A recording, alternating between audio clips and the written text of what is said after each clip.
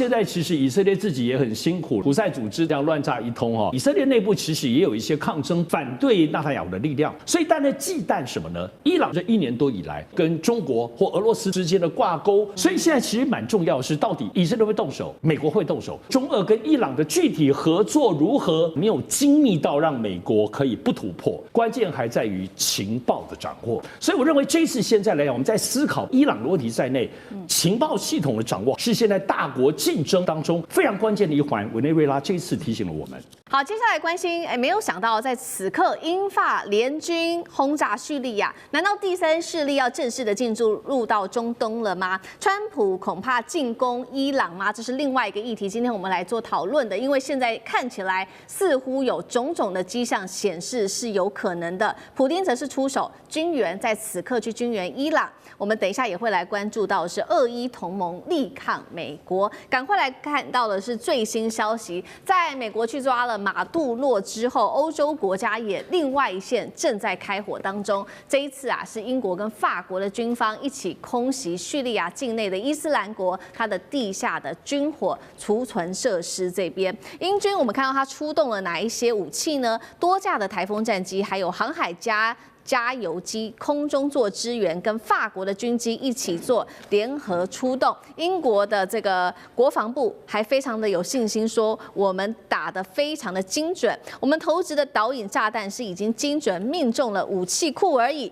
旁边的这些平民都没有任何人受伤。但是我们今天要问的问题是，为什么英法要选在这个时间出手呢？是不是因为川普才刚进军这个委内瑞拉，他看到了谁说，谁拳头大，谁就可以在这个世界，在这个全球拥有真理？所以这一次，到底英法，我们看到过去他们在有关于巴勒斯坦的问题上面意见是不一样的，为什么这个时候突然间团结起来了？难道是真的要反恐吗？还是他们在声援美国？难道英法这个第三势力接下来也要正式的介入中东国家吗？大师怎么解读？表面上是声援美国啦，因为美国前几个礼拜他们有几个在这个伊拉克的这个叙利亚的美军被这个伊斯兰国的这些派系给他杀掉了，所以川普震怒，他就派飞机轰炸，所以就是说美国先动武在先了。那这个表面上英法是声援美国，那反恐的话，我觉得当然也是理由之一啦。不过真正理由，我觉得他们就是英法要展现欧洲这个军事力量的这个，目前还算没有完全被怎么讲，被排除在国际强国之林啊。这个对于英国、法国本身的振奋国民的国家这个国民的这个信心，提升执政者在国民心中的这个地位这个影响力更大。你说这个叙利亚那么大，沙漠那么大，跑到那个中间去投几颗炸弹，对，那表示他有这个能力啊，对不对？你要飞机，你要能够飞那么远，而且在国际的这个，其实那个地方有点国际三不管，叙利亚根本就没有这个力量。大部分是哪2个国家的力量？这个地方最主要是美国跟土耳其的力量。那所以这2个国家，美国已经先动手了，因为美军被杀，对，美国也好久没有在那边动手了。美军被杀，川普才叫出去，所以就趁这个机会展现一下英法还是一个怎么样有打击，在海外执行打击任务的，这是一个这个军事力量，不要被人家看衰。另外，欧洲也一直在讲要搞这个欧洲军，我想这也是某种程度展现他们不是空口说白话，还有一点行动能力。好，欧洲展示它的在国际上面的军事威慑力。那美国呢？美国仍然是持续的，也好像还有其他的动作。川普才刚威胁完委内瑞拉，现在呢看起来有可能下一个被打的国家是不是就是伊朗呢？因为我们看到伊朗呢，先前不是有这个为期2周的抗议的这个示威吗？造成多人死亡那么川普也特别讲说，如果呢你再让抗议者死亡的话，会对伊朗进行更严厉的打击。结果这话才说完没多久，我们看到被美国视为重大军事行动前兆的这个叫做五角大厦披萨指数，在1月5号突然间暴冲到1250%。要知道啊，这个数字可是历史上面的新高，甚至高于当时美军突袭委内瑞拉前的770%。所以几个迹象看起来就是这个美国有可能去打伊朗。那么我们也看到其他的讯号，来看到画面上特别列出来，包括美军的无人侦察机最近突然间出现在伊朗的外海，以色列内部也正在讨论委内瑞拉模式是否可以被复制。第三件事情是美军的大型运输机也向中东这边集结了，社群平台甚至是释放大量的战前的这个气氛的一个讯号，每一个讯号都在说，好像美国正在进行准备下一步了。真的会是川普下一个攻击的对象是伊朗吗？他会不会复制打这个委内瑞拉的模式，也复制在哈米尼的身上，还是他会直接来轰炸？上次哥怎么看？首先，我觉得我们要正确的来观察、了解这个伊朗问题。那么，伊朗其实真正的关系人不是美国，是以色列。大家一定要深深记得哦。所以在这个无论这个宗族啊，包括这个信仰以及种族之间的关系，关键者是以色列。而以色列只是非常懂得借力使力，那么跟美国当中可以紧扣在一起。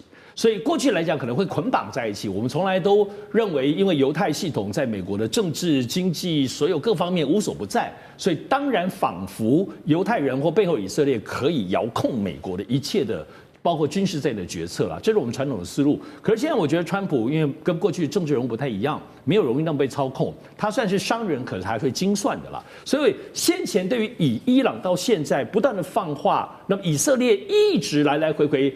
特别是纳坦雅卢飞奔到美国去跟川普见面了无数次了哦，所以这些的部分都是一个紧扣的部分的动作，因为以色列内部其实也有一些抗争不反对纳坦雅卢的力量，所以但在忌惮什么呢？忌惮主要是忌惮伊朗这部分到底到现在为止，特别是这1年多以来，有没有跟中国或俄罗斯的军力当中哦，无论防御跟攻击线，我们知道现在其实以色列自己也很辛苦啦哈，胡塞组织当中现在炸以色列跟好像在照三餐吃饭这样乱炸一通哦，很吓人的。所以有关于大国军力这件事情跟伊朗之间的挂钩，伊朗现在的防御跟攻击能力来讲，其实并没有真正被验证。所以现在其实蛮重要的是，到底以色列会动手？美国会动手，关键还在于情报的掌握。我觉得这次委内瑞拉的战争其实提醒我们这一点，就是说，真正的即使斩首行动也好，军力再厉害也好，关键还是在情报的掌握。这次美国最厉害是展现它一如既往的情报很厉害。所以大国之间，比如说中俄跟伊朗的具体合作如何，我们在委内瑞拉也看到，也都声援委内瑞拉啊。可是呢？问题是你真正的声援跟帮助来讲，没有精密到让美国可以不突破，所以伊朗我相信也是一样子。我想包括伊朗、乌克兰战争，我们看到，明明你普丁你不是也可以斩首，泽连斯基都不斩首，拖了3年多，你怎么回事？还是没有能力吗？还是你的情报当中也不见得现在跟过去 KGB 那么厉害了，没有办法突破美国或者乌克兰的保护网。所以我认为这次现在来讲，我们在思考包括伊朗的问题在内，情报系统的掌握好像是现在大国竞争，尤其在军事当中非常关键的一环。委内瑞拉这一次提醒了我们。好，确实哦，我们看到这个美国跟以色列现在都非常的担心伊朗它跟中俄在军事上面的这个军事突破到底到了哪里？所以呢，现在也放话了，有没有可能就是会打伊朗？但是在此刻呢，莫斯科它似乎正在悄悄的帮助伊朗来声援它，尤其是在军事上面，莫斯科现在正在声援，那当然也引爆了这个区域的安全紧绷。我们来看到这是实际发生的，过去48小时，俄军总共是出动了它的重型运输机至少5架次降落在伊朗，重点是它是高频的不寻常的航线，好像看起来就是要躲避西方的监控。那么运输机上面载着什么呢？看到画面，包括了现在根据了解有这个浩劫武装直升机，第二个是配套的弹药跟地勤系统等等。我们请干哥来帮我们分析，可能俄罗斯这一波重型运输机到底在装什么？传出哈米尼现在也很紧张，好像有一个计划，他要逃到莫斯科去，有没有可能呢？难道伊朗的政权真的面临危机了吗？好，俄罗斯最近48小时，也就2天之内，有5架次 IL-76一流升76重型运输机。好，我告诉各位，这就是要打起仗来的时候，俄罗斯最重要的战略运输机。OK， 它的地位相当于我们现在国产的运20，我们现在新的运20运输机，它都属于战略级的，它不是一般那个区域性的那种小飞机了。这些运输机往返5次，那你就觉得很奇怪啊，因为当然 IL-76它曾经当过商用的货机，可是这个从俄罗斯空军飞来，那一定是军用机。那它飞来载的东西绝对不会是商用物资，结果一看，哦，原来是 Mi-28的浩劫直升机。Mi-28是俄罗斯最先进的攻击直升机，相当于台湾的阿帕契啊，你可以这样去看它，它就是台湾的阿帕契啊。不过性能还是比阿帕契稍微略逊一点，可是它一定载送了相当的 Mi-28给伊朗，这意味着什么？意味着可能要预防斩首 ，OK？为什么？因为这种直升机专门对付低空目标，也就是说，如果有无人机或者是有特战部队要降落在总统府附近，就是说，比如说要斩首哈米尼的时候，这种直升机是最有用的。那对不起，马杜罗就是没有这种直升机，不然他很可能不会被斩首，知道吗？委内瑞拉就是没有攻击直升机，一架都没有。所以其实 Mi-28其实很好用的，那所以在我们自己国家的，我们台湾自己本身的防卫作战里面，也把反斩首的阿帕契当成很重要的一环。所以你可以看到，从这个直升机被紧急运到德黑兰了，你就可以去想象，哈米尼是怕了，高龄86岁了，已经带领这个国家30年了，接下来我跟你讲，最有可能是不是被美国斩首？是被尼坦雅胡斩首，因为以色列才有这个决心。为什么？因为以色列最忌惮的是伊朗，比美国还要忌惮。对，为什么？只要以色列能够那个斩首哈米尼的话，那我跟你讲，全犹太人都会欢欣鼓舞。为什么？因为这放在心中那个刺已经很久了。虽然这几次的，比如说12日战争，以色列是打赢了，但是他们没有办法保证伊朗接下来的核子设施以及它的浓缩铀计划会不会一夜之间就完成了？一旦完成，对以色列来讲，那是灭国的危机。所以说，以色列很有可能会来执行这种计划，就是说，将来有一天，如果说美国允许的话，我来斩首。但是我必须要强调，伊朗不是委内瑞拉，伊朗有阿拉伯世界里面最强的空军。跟最优秀的飞行员，他现在就是说，除了埃及之外，第2强的就是伊朗空军。环球大战线深入世界最前线，全球各地观众朋友，大家好，我是叶思敏，我们欢迎前资深外交官谢文吉大使。思敏好，各位朋友大家好。前成功级舰长黄征辉舰长。主持人各位观众大家好。时事评论员王尚志尚志哥。思敏好，观众朋友大家好。好，观众朋友，今天节目一开始，我们就军火上面来做一个中美之间的比拼。今天做一个比较深入的分析，这一回美国是真的怕了吗？解放军它的100枚洲际飞弹已经就位了，今天会来特别关心，包括了东风31AG 的核王牌亮剑，另外也会关心2027台海冲突击溃美军吗？今天就这些议题会一起来做一个深度的分析。各位观众，这不是解放军自己喊话，而是特别来自于路透社引述五角大厦他自己内部评估报告草案，承认目前中国大陆用全球最快的速度已经补完核威慑体系的最后一块拼图了。什么意思呢？白纸黑字，我们看到上面是怎么样写的。这边特别提到了路透社说呢，已经新部署了在蒙古边境的3个基地，这边部署了超过100枚的新式东风31型的洲际弹道飞弹。那么东风31它又另外具备的这个称号叫做解放军的核武王牌，它的一些基本小档案带观众朋友快速的来看一下。射程现在是达到了12000公里左右，是覆盖可以达到美国的全境的，具有核威慑的能力，可以携带多枚分导核弹头，弹道可以进行不管是曲线或者是蛇形的机动，而且末端还可以变轨。重点是它的速度也非常的快，高达20到30马赫。节目一开始要特别请教舰长怎么看了超过过100枚的洲际弹道飞弹的部署位置，为什么会选在蒙古边境的这个地区？这是专门为美国量身打造的一个核威慑、核攻击吗？接下来从东风31AG 的性能来看，美国有办法坐在空中的拦阻吗？舰长怎么看？假如我们国家拥有一个能够把整个国家给摧毁的那种核弹，这个一爆炸就会把整个国家摧毁的，你会放在哪里？你第一个会想的就是说，我要放在一个人很少的地方。哇，我摆在北京那还得了？他出事怎么办？我如果摆在北京，敌人要反制他，是不是第一个朝北京打？那还没打到他北京那里都被打死了，所以我一定要找到一个很偏僻的地方。第二个，你一个核弹在这里，不管怎么样装，怎么样弄，你知道它都有一些可能意外状况发生的。你别以为都很安全，你也要想到意外，所以你永远要把它往人口最少的地方摆。那这个人口最少的地方就是在整个大陆你去看就是蒙古。为什么？蒙古的土地是台湾的33倍大，人口是跟我们差不多的。那你说，你只有33倍，你别忘了台湾有80%的是大概中央山脉，所以台湾人口非常密集在边缘，但人口它几乎都是沙漠、草原，这是一个。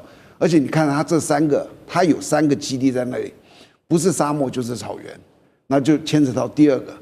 你这个基地要建在哪里啊？你绝对不能建一个就是说很复杂的地形，好比说建在西藏，那里高度3000公尺、4000公尺，那工人光是缺氧就死掉了。所以你在那里要一个平地是最理想的，沙漠、草原都是最理想的。那在那里你也可以建很多的，因为空旷嘛，你就可以建很多的诱饵井。好比说这里面有300个井，那我问你哪几个是真的装了，哪几个是假的？你能够确定吗？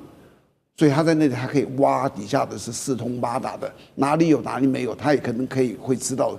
还有第3个你要考量的就是它的战略纵深。如果你摆在沿海，好比说这个山东这里，我先不要管人多人少，我就算山东那里有一个地方，好比说这个广东那里有个地方人很少，你贴在海，人家海边就可以攻击你。对，所以我希望要有一个纵深，我就尽量往里拉。那你从岸边打我嘛，你一定要。这个导弹这样打过来，我很远就看到你过来了，所以我会有很长的反应时间，这就叫战略纵深。所以你去看到它所有摆的地方，经过所有的考虑之后，内蒙古的西侧靠近新疆这里那是最理想的地方。至于你说这些东西摆是不是针对美国，当然是针对美国。你不要忘了摆在那里，它那里还蛮靠近苏俄的，但是苏俄会不会怕？这东西一打就哇，飞了好久才飞到的。所以。跟苏俄无关，所以对苏俄有没有一点刺激性？有，但是是很低的。重点还是看飞到那么远，还是针对美国。最后一个就是，它的速度终端速度可以到20到30马赫就是说所有的导弹它最后的速度多快跟它打多远是息息相关的我今天如果说一个导弹打到太空落下来是一个近程的，好比说是3000公里，它落下来的速度可能是6马赫、8马赫，因为它。就是一个弹道嘛，这个抛物线的。那我如果打到美国12000、15000公里，我天哪，打这么高，然后在这么高的一点一路落下来，落到最后是20-30马赫，20-30马赫的导弹因为它弹头太热了，它会产生一个叫等离子云。什么叫等离子云？就是它这个结构上都是一个一个叫做原子核外面有电子，因为太热，那个电子会跑掉。我说变成游离，它就叫等离子云。一旦造成了等离子云，就是这个物理上的叫做黑障。所有的电磁波你都通不过它。是。这个时候就你用雷达去看不到它。那你看不到它，你怎么可能打到它？你还要去导引。但是它有一个东西，因为它很热，所以如果你用红外线的镜头去看它，是可能可以看得到的。但是红外线的镜头它有不同的波段，某一个波段可以看到很模糊的。这个热点这样子过来，它可以大概这样子去追踪它，这是唯一有可能克服它的。但是即使如此，一个100公里高度的导弹掉下来，如果是以20马赫，我不要30，20马赫它打到地面时间是15秒。你怎么去防它？是你根本反应都来不及。所以最后完毕之后，就说你想要去防这一型的导弹这样子，约打这个上万公里的，那是在实际的物理上有很多的极限，它是非常困难的。好，这个是美军之所以要担心的部分，这是高达20到30马赫的东风31AG，但是这个还只是美军他知道的，这背后解放军现在说还有底牌，根本就还没有翻完。我们接下来要看到另外2款飞弹，第一个是东风41，第二个是今年在93阅兵，大家还记得吗？亮相的这个东风61。我们先来看到 CG 哦，东风41它的射程是15000公里，可以携带10到12枚的分导式弹头，最高速度26马赫。又更高了。好，就另外就是在93阅兵亮相的这个东风61了，它的射程更是超过了2万公里，具有3级固体燃料，15到20分钟可以完成发射，达到数百枚的诱饵弹跟电子干扰装置等等。好，我们把这个东风41加上东风61加上近期曝光的这个御空级1000，美军有办法预测未来大陆会怎么样做合作战吗？以现在美国看到的只是中国大陆淘汰后的版本吗？代表背后还有更多的武器还没秀出来吗？尚志哥怎么看？最近不知道怎么搞的，这全世界都在讨论中国大陆的这个有关于这个核弹能力，而且这里头也开始回溯起去年2024年9月的时候，中国大陆发射试射的这个东风31AG 的那支导弹。我想去年9月发射之后很奇怪，包括美国全世界都静悄悄的，仿佛也不做评论，也不做任何的，然后折腾了这么久，已经将近快1年后才开始最近这么大爆发的讨论。当然我们知道，对于中国大陆的军备或包括他们的攻击，刚刚一个是武射，一个部分是防御，军备或者是军力的各种武器，中国自己从来没有自己的公布详细的盘点给大家听。我们现在所掌握的一切，包括它的核弹相关的，以及它的这个所谓的弹道飞弹。核弹头或弹道飞弹本身都是海外，尤其以美国方面为主的这样子的这些点评。那么最近在讨论，直接在讨论中国的核能力、核打击力。我想这个部分还是在所谓的中美的大国现在 G2 的政治、外交、经贸各方面的氛围当中，仿佛要一起合作，美国有点退让，可是，在军事方面感觉起来还是施加压力。军事方面还是要凸显中国威胁论这个部分主张，在整个美国的军事思路里头，并没有受到国际外交、经贸这个东西或关税有任何的部分的影响。所以这个是我们最近听到的，我认为很重要的原因。而且，之所以把中国威胁讲得这么厉害，直指他们的核能力。当然就要拉抬自己，知道最近其实美军方面要预算，要有很多的军事，从战略战术到整正的最新武器的开发，都需要钱哈。威胁讲得很大，他们要很多的钱。当然我们可以看了，最近来讲都可以看到，所有在盘点以中国跟美国的军事对阵，陆海空火箭各方面来讲都有各自的对阵，但是蛮有意思的，现在就在盘点中国的核武器这件事情。核武器这件事情的部分，那确实还是比较微妙。当然，我们知道核武器的概念一定要了解，首先是核弹头。我们讲去年9月东风的这个东风3，它可以带4到6个弹头。所以目前弹头都知道，美国还是遥遥领先的。只不过今年有关瑞典一个智库的最新统计，在今年年中的时候，认为美国部分手上大概是5100多枚。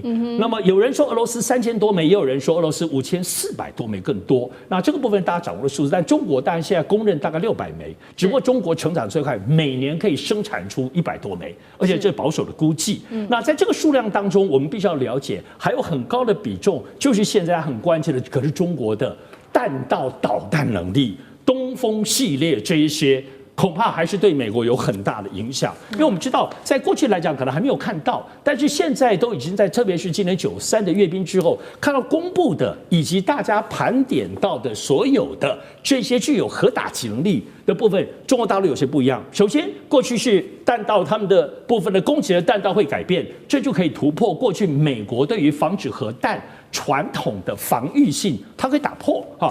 此外的话，现在部分中国大陆核导弹可以飞到外太空，再来打击多弹头的打击。那么中国还有另外，它有缩小性的、机动移动性的，以及甚至可以挂在滑翔系统，而不是传统过去飞机发射的这样子的系统。所以这些新的战术发射核弹的方法，对于美国来说，就得要全面的部分来面对。但我们知道，其实在这个过程里头，目前中国大陆究竟有关于东风飞弹到底发展到哪一个部分的程度，其实都知道。现在看到的不可能是现在是最厉害的，下一代、下一代研发，对于中国武器研发来说，早就是这样子。所以美国如果要真正掌握，恐怕要花一些时间。好，这边是五角大厦特别透露有关于中国大陆的威胁论哦，不管是核打击能力，或者是针对这些极音速飞弹等等。那另外一方面，其实呢，这一次五角大厦它在这一份文件里面也释出了一个比较具体的时间，它把时间点就定在2027年。它抛出了一句话，也震撼了全球。他说，中国大陆预计在2027年底就具备了在台海冲突当中可以开战，再加上取胜的能力。重点是，他还说了。大陆具备对1500到2000海里外的目标发动大规模打击的能力。这样子的一个距离，其实已经是可以打到不管是美国的关岛、第2岛链，甚至是美军的前进基地体系了。这一份报告。是有高估吗？还是低估？介大使怎么看？那刚刚说的1500到2000海里的打击能力，只是对美军的一个干扰，还是说它已经可以构成致命的打击能力？大使怎么看？因为美国的这个五角大厦报告里面，它用的打击能力啊，它还加了3个字，叫大规模打击能力。所以这个就不可小觑哈。如果说是印度的飞弹我可以打到你，可是我的飞弹很小啊，对不对？我是轻型飞弹啊，那这个就不是造成大规模打击能力。事实上，你的炮弹跟飞弹跟炮弹一样，它装载的弹头蛮重要的。对，那你的弹头是多少吨啊？那或者它的这个破坏力有多少，也是很重要。还有你弹头的数目。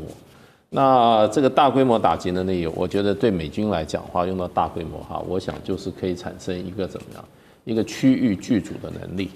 我想中国大陆现在发展这么大的一个打击的远距的打击能力哈，主要是要拒敌于境外嘛，然后呢，要把一个地方完全封锁，可在这个区域里面呢，它完全进行这个外科手术的这种军事能力。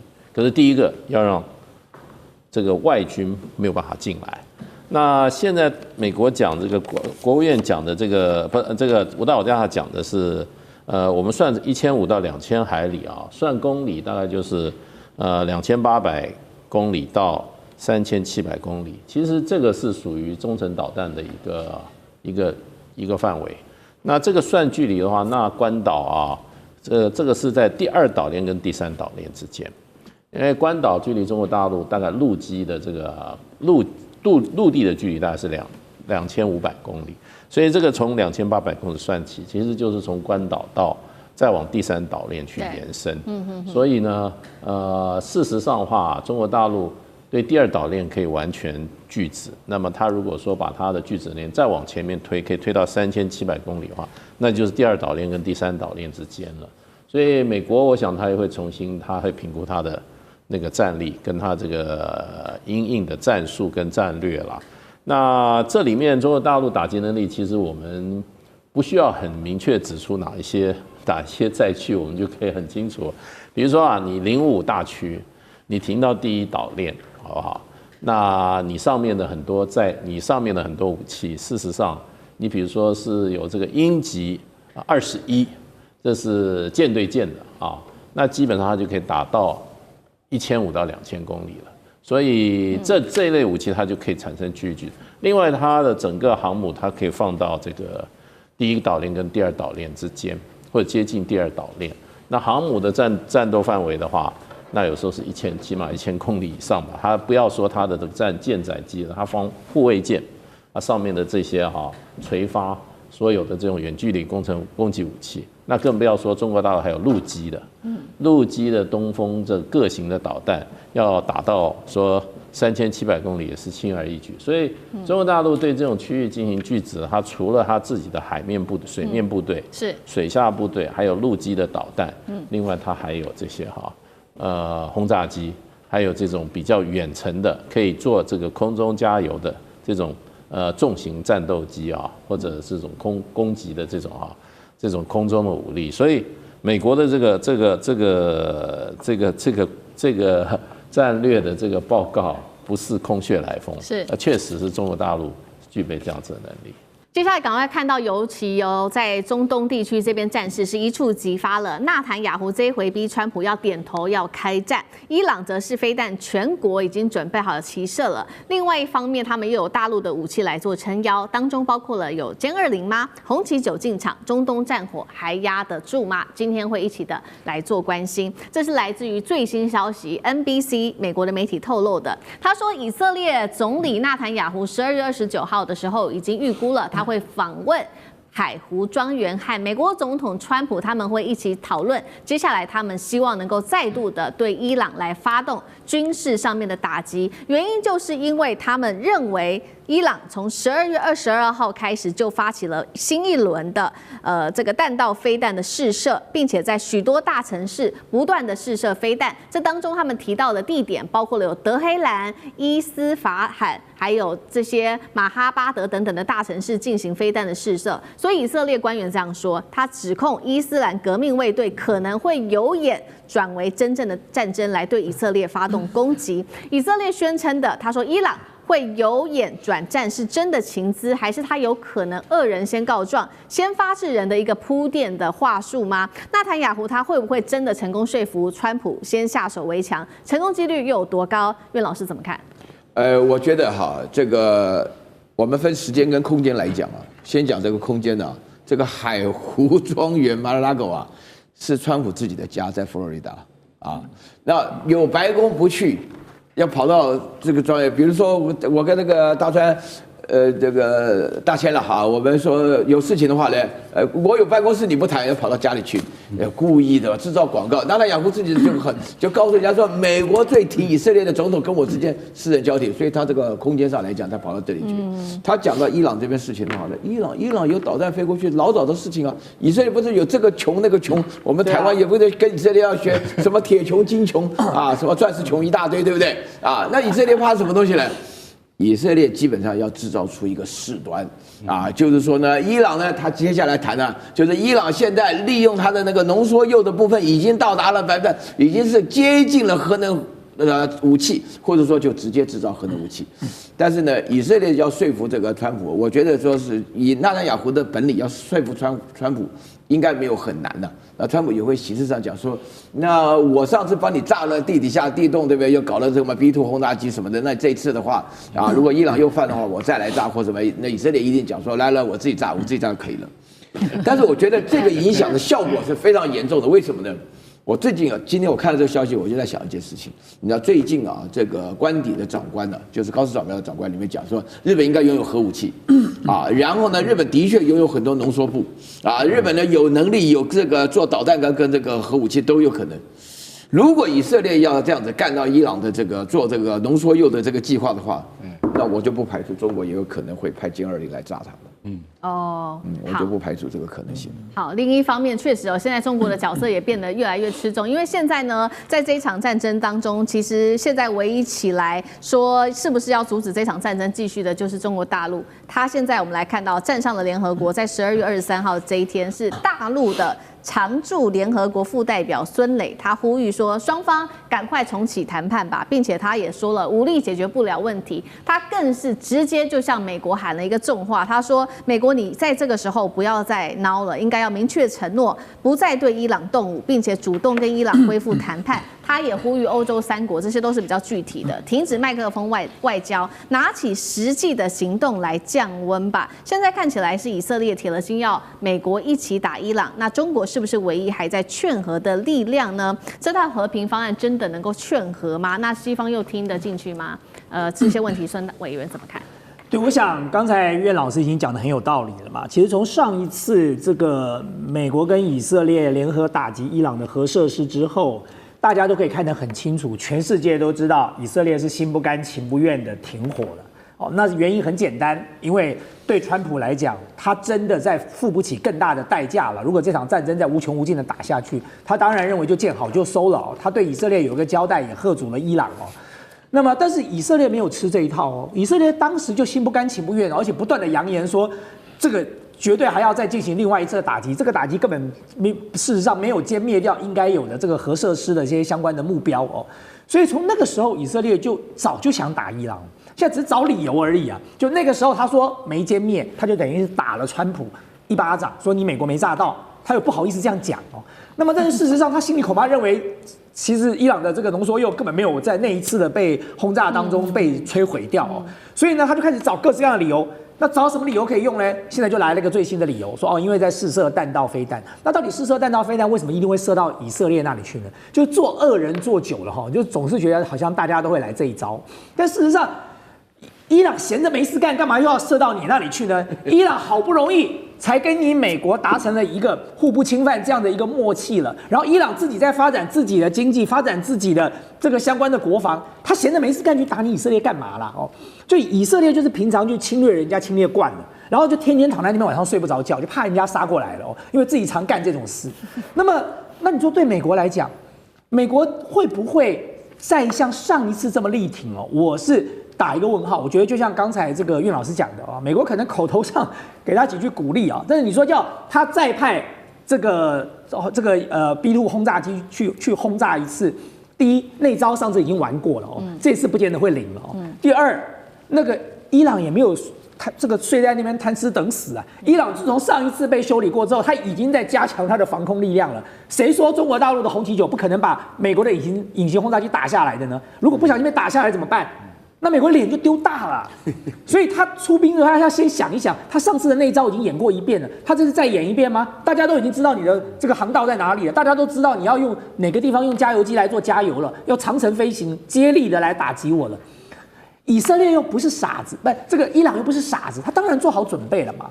那所以我觉得对中国大陆来讲，当然在联合国发言是有其必要的，因为中国大陆在联合国至少代表一个正义的力量。但你说中国大陆来劝和，我觉得很难的原因是因为美国跟以色列就不会买单啊。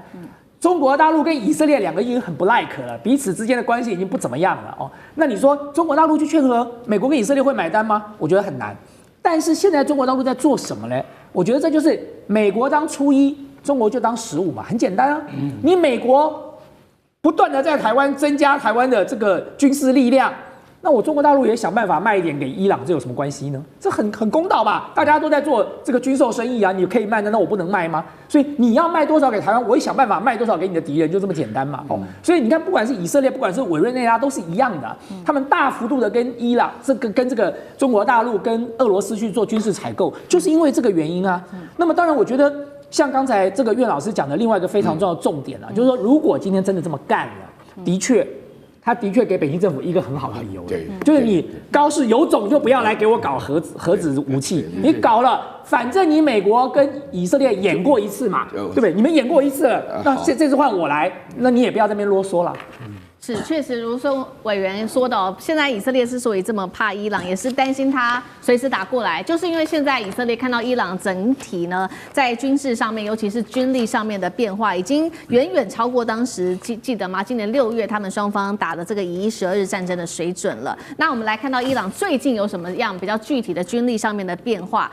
首先他这边根据了解，已经可以产出年产量3000枚弹道飞弹的能力了，并且开始系统性的做这种空中战力的升级。那武器他们从2个国家来买入，刚委员帮我们提到的，除了中国大陆的武器之外，其实还有俄罗斯的武器。先来看从中国买了哪一些武器，画面上 CG 我们看到3个，第一个歼20，第二个红旗9，最后是歼14的雷达。下面我们来看到俄罗斯，则是这个伊朗跟俄罗斯买的武器2款 S-400防空系统，还有它的苏35的战机等等。那所以中俄现在援助伊朗战力提升非常的快，是因此让纳坦雅胡紧张了，坐不住了吗？所以他这时候要先出手。哪一款武器现在看起来是以色列最担心、最害怕的？干哥怎么看？其实刚才大千讲的完全正确。伊朗再射飞弹的可能性，国际观察家预估50%以下，50%已经是非常非常的宽裕的形容词了，因为现在可能性很低啦。那为什么有人就跳出来说没有？我告诉你，就算有10%的话，我们也应该要先采取手段。那个人叫做尼坦雅胡，他就说，我告诉你，只要有10%的话，都会很惊人的。为什么？因为大家已经知道，这从6月到现在已经补足了3000枚飞弹了，是真的。中美之间的这一场军事之争，我们特别要来关心到的是6代机，尤其是大陆的6代机这个歼362号机，这一次大改款，被视为是一个急速的进化，力拼2031年要成军。那么中国的6代机能不能横甩美国4年以上呢？今天就这些议题，我们会一起的来做关心。这个是最新消息，美军这一次恐怕真的是要紧张了，因为呢，大陆的第2架它的歼36原型机最新的影像再度的曝光了，大家看到说上面这一次不再只是一个小修小改而已，而是一个比较具有结构等级的大改款，所以被外媒这样子做评论，他认为是明显的它的进度远远的超出预期了。今天有3个关键他们大升级的点，带观众朋友来看到。等一下会请将军，因为是比较专业的一些术语名词，等一下请将军带我们来看。升级的地方包括它的进气道，这是第一个。第2个事情是它的发动机的喷管也是大升级了，它可以在高空低速失速的状态下维持它的机动的优势。另一方面，我们来看到它的试飞也变得更快更好了，1年内至少2架原型机，并且说已经进入到工程的验证加上结构筛选的一个最新阶段了。这是有关于这个歼36的进度，6代机。另一方面，美国呢，它的6代机 F-47，我们来看到，虽然喊说2028年会做首飞，但是现在看起来完整的外形到现在都还没有公布，所以呢，专家是这样评论，认为说中美之间战机的世代差距现在已经逐渐正式的被打开来了。歼36第2架原型机外形确实是跟第1架还是差很大的，所以我们认为解读会不会像是过去歼35那样走1机2型？那么量产前后的整体调整跟未来的战力，将军怎么评估？我认为它有一些改版，它第1架出来的时候经过试飞验证，它可能在气动力这一方面，还有推力这些方面呢，是有一些问题，然后来做调整。所以你看它的发动机的喷口，它已经让它凸出来，为什么？让它的推力，让它喷出来的气流更顺畅，那更有推力，更产生推力。所以这个时候，它把这个后面的发动机变成绞型发动机，让它推出来一点点。它是这个样，然后进气道呢？进气道它让了气流能够平顺呢，它把它做了一个设计呢，更流线，让它进气的时候更能够吸更多的气，然后进入燃烧室，然后燃烧喷出去。所以它这个在推力优化，它做了这个。我们讲到它推力的推力这方面，跟飞机的航程还有最大的速度是有关的。第2个，我们来看，因为歼36啊，它没有垂直岸地面。我们看了美国 F-22，美国的 F-35。都有，中国大陆的歼20也有，中国大陆的歼35也有，但是歼36没有。你看它是没有垂直岸地面，没有垂直岸地面在空中会飞行的时候会有偏侧滑的现象。那侧滑的现象呢，我们有一个 damper， 那个叫做辅助器，会帮你做校正。它那个电脑换算非常的快哦，大概每1秒钟就大概换算100万次，给你做调整。它的动哦，让你看不出来，但是问题让飞机能够平顺。但是问题是可能。它在试飞阶段可能有偏侧的现象，那有偏侧现象怎么办？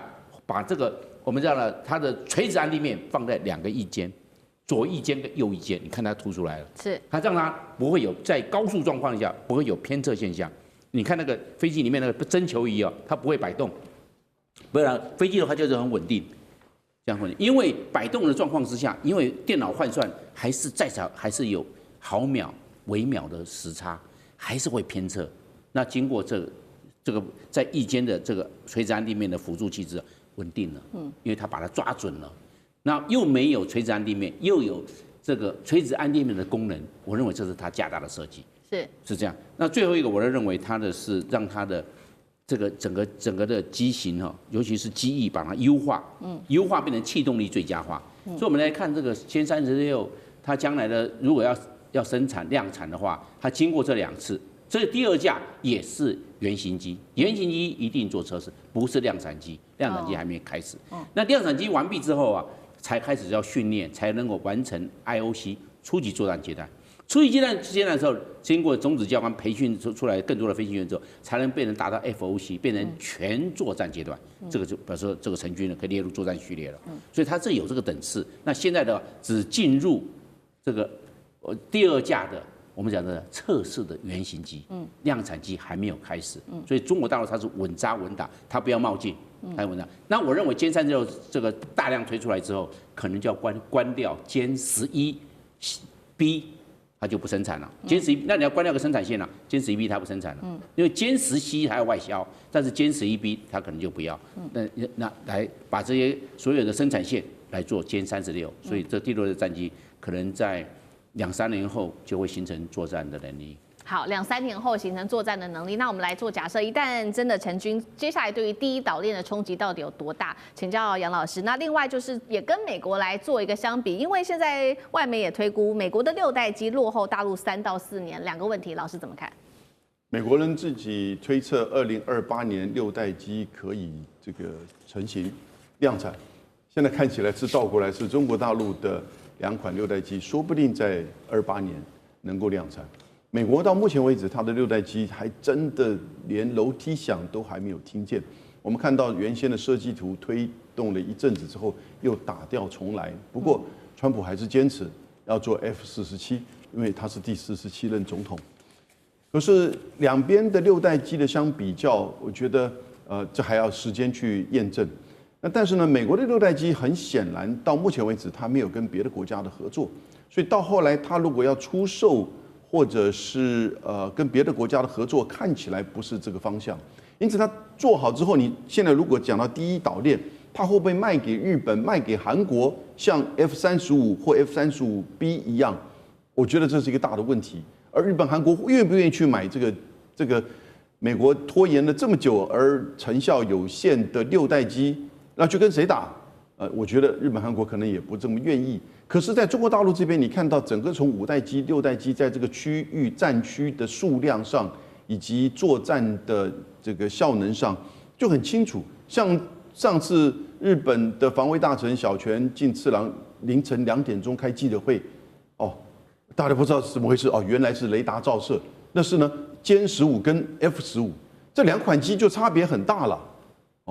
那歼15这个 F-15小泉，我们刚才看到。就是主持人拿那个手套，他大概只能拿那个手套，看着手套说要冷静，要冷静，不然我会被打。他其实是非常不冷静的。那手套大概都撕了。所以呢，你这个飞机的差别就代表着你这个战争的胜负嘛。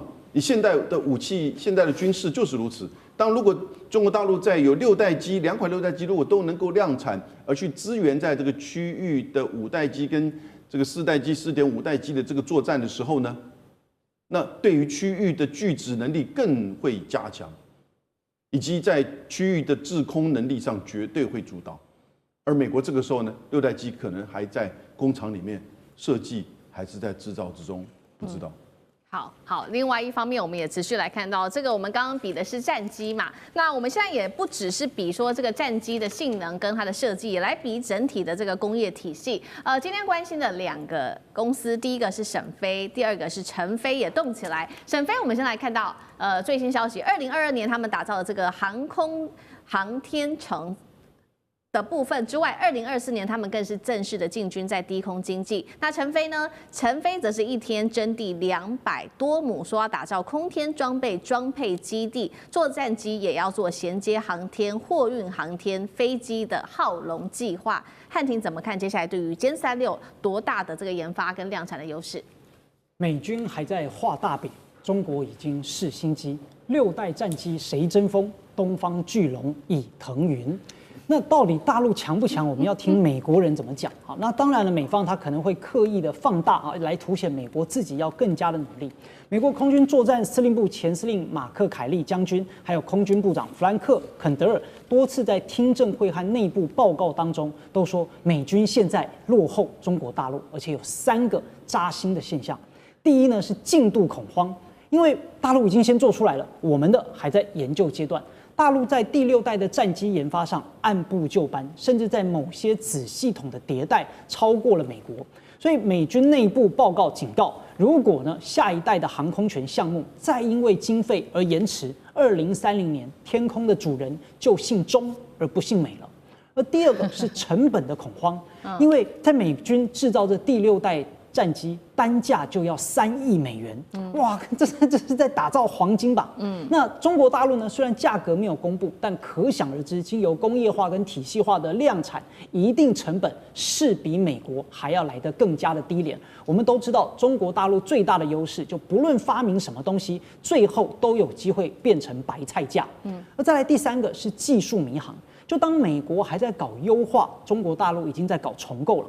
美国的空军参谋他说要暂时暂停，并且重新评估 NGAD 次世代凭空制空权的项目。为什么？因为他们发现本来美国自己研究啊，他们想象的6代机长什么样，结果发现呢，中国大陆想的六代机，而且呢发明出来的东西比他们想的更好。这个表示大陆在6代机的制定标准上抢占了话语权。而且呢，提到了陈飞跟沈飞的大动作，这才是让美国人更害怕的地方，代表中国大陆军工已经进入了完整的体系化跟集群化的战斗模式。首先，空天一体，陈飞呢要搞航天城，不仅是做战机啊，连货运太空梭、浩龙都一起做。